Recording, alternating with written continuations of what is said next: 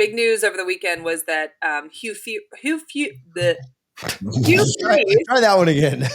Hugh Freeze is out at Auburn. Now, this is like, I don't think anything that anybody is shocked by at all. We were just kind of wondering like when that shoe would drop, not really if that shoe would drop.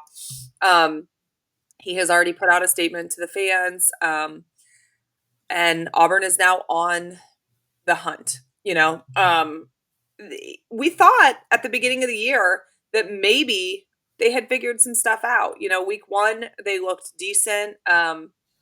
We thought this could be their year. They've played so many close SEC games. They just can't get over the hump. And that's Hugh Freeze has said all season, I know we are this close. Are they really this close? If they were really that close, you would think they'd swing one of these games the right way instead of being 4-5. I mean, the whole Freeze era, like the quarterback play was just a nightmare the entire time. You had Peyton Thorne, and then you put all your chips into Jackson Arnold, and I thought he was going to be great in August. Week one, I thought I was vindicated.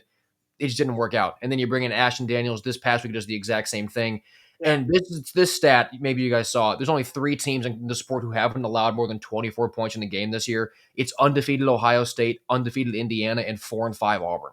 Like the offense is just it was never there, which feels backwards for a Hugh Freeze team. But just what he was supposed to do didn't work. And you can say you're close all you want when you continuously are just close and you can't ever get there. Like it's time to make a change. So I think this was the right move for Auburn. But it's not a great year to have to be looking for a coach, but I do think it was the right decision for them to make. TJ, did you find it interesting that Tim Brando and others really felt like this was the right move, but have maybe criticized some of the other coaching firings that have happened this year? I mean, I think people like Brando and others have inherent biases that formulate like what I really don't care what many of the talking heads say. I don't, I'm not anti-Brando like all of UF's fan base is, but I'm also not like pro. I'm pretty indifferent to what most of the talking heads say.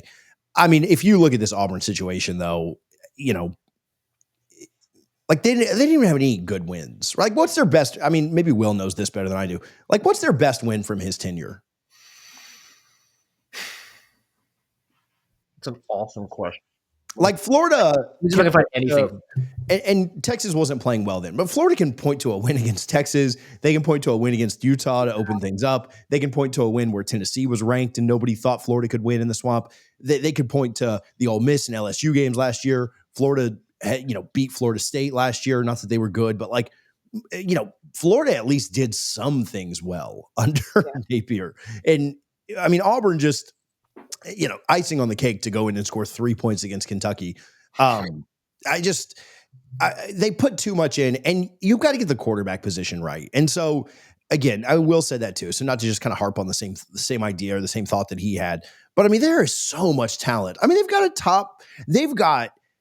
you gave Alabama or Georgia their defense, like they would be the national championship favorite, and not even close. You gave Ole Miss their defense.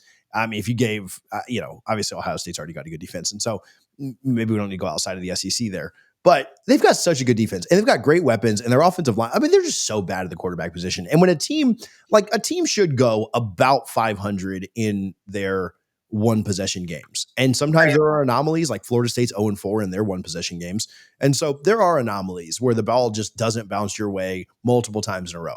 But just to not pull out any of the one, like they've been, I mean, in Hugh's defense, they have been close, but that doesn't win you a lot, right? It doesn't matter if you lost to Georgia by 50 or by 3. That doesn't matter. You've got to find a way to come out on top in some of these close matchups.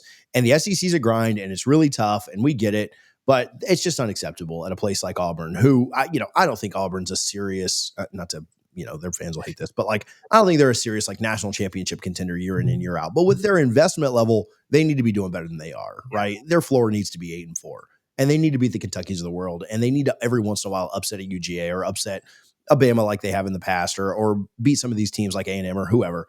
So, yeah, I mean, just ultimately not good enough. And again, he screwed up the quarterback position so bad, and that really should be kind of his bread and butter, being an offensive guy. So, I mean, not surprised at all. Yeah, So unless I'm missing one, their best win under Hugh Freeze was last year. They beat 8-3 A&M in that 4 overtime game Yeah. where A&M just that's dropped the exactly what ball. I was about to I say. think that's their best one. Yeah, and Which they were even 15 in the country at the time. even that A&M like completely nosedived after 7-1. I'm not trying to take anything away from Auburn, not that it matters now, but yeah, that A&M team was maybe a little bit of fool's gold anyway, and so I don't know, for that to be your best win, again, compare that with all of Billy's best wins. I mean, shoot, even Mike Norvell's got better wins than that. Like all these guys that we don't think are good enough have significantly better wins Yeah. than I mean, just Auburn has here on the last whole. couple the last season last year, LSU and Ole Miss are probably better wins. Kept both those teams out of the playoffs. But yeah, I mean, definitely interesting, definitely underperformed.